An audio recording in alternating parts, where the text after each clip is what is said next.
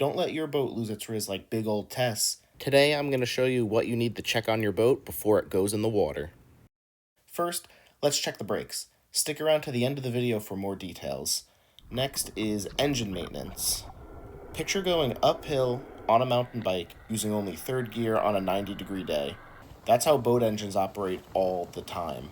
Boat engines are under much more stress than car engines, and they operate in extreme corrosive conditions, or, as us boaters call it, ECCs. This means maintenance is much more frequent. Check your owner's manual for exact numbers, but fluids, spark plugs, and water pumps are usually replaced every year or 100 hours. Alright, first let's start in the bilge. If you smell anything, you really shouldn't. See this fuel line right here? If you smell fuel, you're going to want to check this, shake this valve to see if it makes a clacking noise, and if it does, you need to replace this valve, but you don't want any fuel fumes up in the bilge, because if you start your engine or you have an inboard or there's a spark, it could explode, so make sure you check that. If you have an inboard with a bilge blower, check to make sure the blower works. This boat doesn't have a blower because it's an outboard, but make sure you check it with your hand and don't just turn it on to make sure you hear it. Actually make sure it's blowing water out of the boat. Next, you want to check your bilge pump. Make sure that your bilge pump float switch works. You don't want to be caught without that working. Let's see if we can get a shot of that. Wow, the Robalo engineers really put that in front, but all you got to do, spray your hose into your bilge. All right, there we go. All right.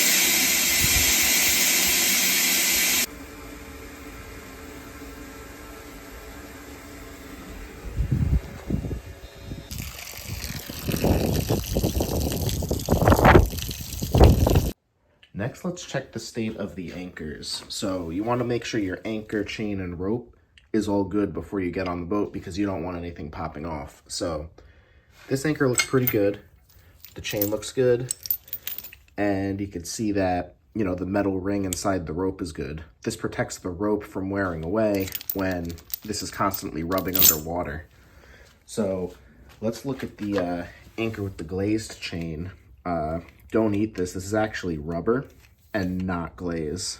I learned that the hard way. So you can see the rope looks good, but check this out. You can see that the metal rubbed off and rusted.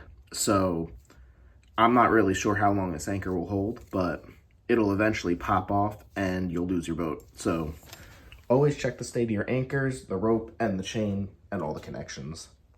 Make sure that you have all of your lines. Make sure you have one set for the boat slip and then another set that you keep on the boat.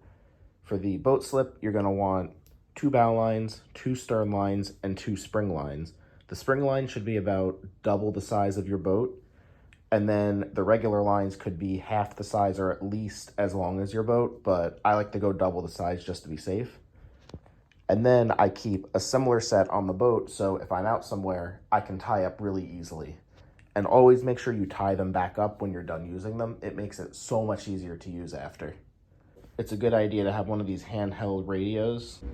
Make sure you check your batteries before putting them into the boat. You can use a multimeter and check. If you're over 12 volts, you're probably okay. If you're under 12 volts, connect the battery to a battery charger.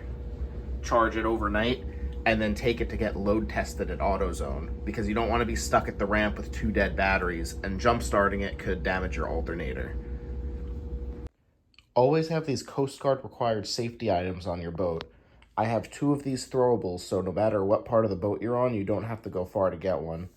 A noise producing device, flares, distress flag, fire extinguisher, and then I have a life jacket for each person. You can look at the placard on your boat to see how many people it can hold, and you can get, the amount of life jackets. If you have any kids, get a kid life jacket. It'll make it so much easier. Check the police and Coast Guard website for the exact amount of items that you need to be on the boat. Don't forget the plug. Okay, now back to the brakes. Boats don't have brakes. I got you. But You should take your prop off and check that there's no fishing line wrapped around the shaft seal. Fishing line will dig into the seal and cause lower unit leaks. Check out this video to learn how to maintain your propeller and remove your propeller.